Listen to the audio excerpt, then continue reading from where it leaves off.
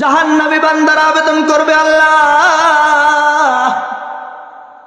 আপনার কাছে আবেদন জানাই, মেহেরবানি করে আর একটিবার আমাদের দুনিয়াতে পাঠানোর ব্যবস্থা করেন, আর একটিবার সুযোগ দেন। দেখবেন আমরা এইবার দুনিয়াতে যাওয়ার পরে আর মসজিদ থেকে আমরা কখনোই চলে আসব না, আর আপনার কুফরি করব না, আপনার হুকুম মানব সব সময়, খাঁটি মুসলমান হয়ে চলে আসব, সচ্চা ইমানদার হয়ে আপনার দরবারে চলে আসব। যখন এই সমস্ত জাহান্নামী ব্যক্তিরা যখন আল্লাহ তাআলার কাছে আবেদন করবে, আল্লাহ তাআলা বলবেন না না, ফাল্লাউমা নানসাহুম কামা নাসিতুম লিকা ইয়াউমিকুম হাযা। আল্লাহ তাআলা বলবেন না না বান্দা, দ্বিতীয়বার আর তোমাদেরকে সুযোগ দেওয়া হবে না।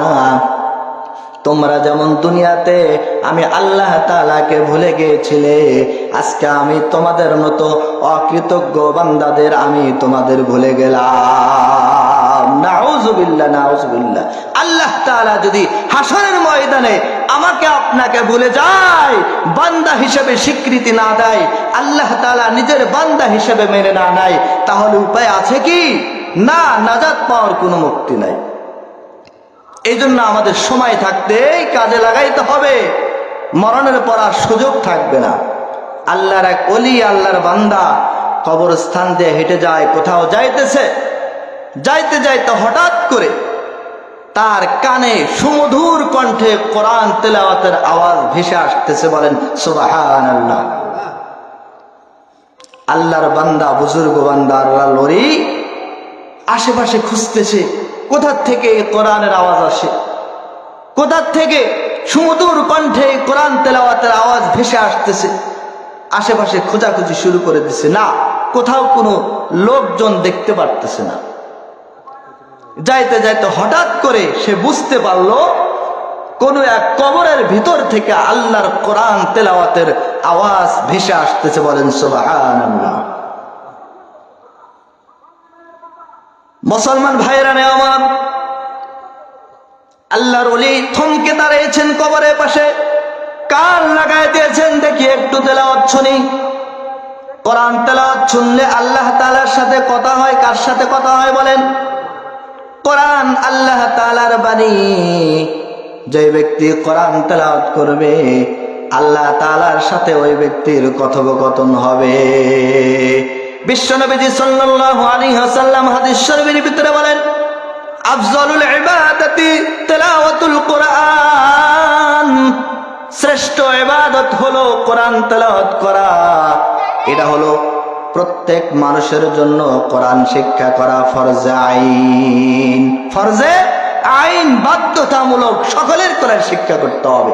প্রাথমিক পর্যায়ে ধর্মীয় গ্রন্থ কোরআন মুসলমান হিসাবে আপনাকে শিখতে হবে। যদি কেউ না শিখে থাকে, প্রথম ফরজ আপনি লঙ্ঘন করছেন।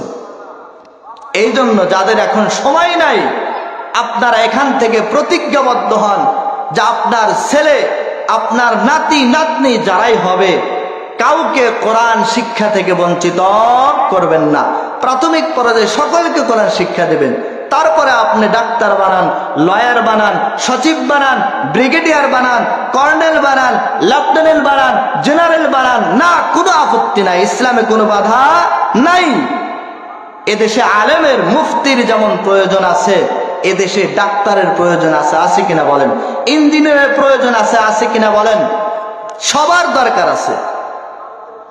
কাজে সবাই আলেম হতে হবে এমন না, তবে প্রাথমিক শিক্ষা, কোরআন শিক্ষা বাধ্যতামূলক, সবাইকে শিখতে হবে। মুসলমান ভাইরা নে আমার, বলতেছিলাম আল্লাহর ওলি কান লাগায় দিয়েছেন কবরের সাথে, দেখি কোরআন তেলাওয়াত একটু শুনি। কবর থেকে কোরআন তেলাওয়াতের আওয়াজ ভেসে আসতেছে।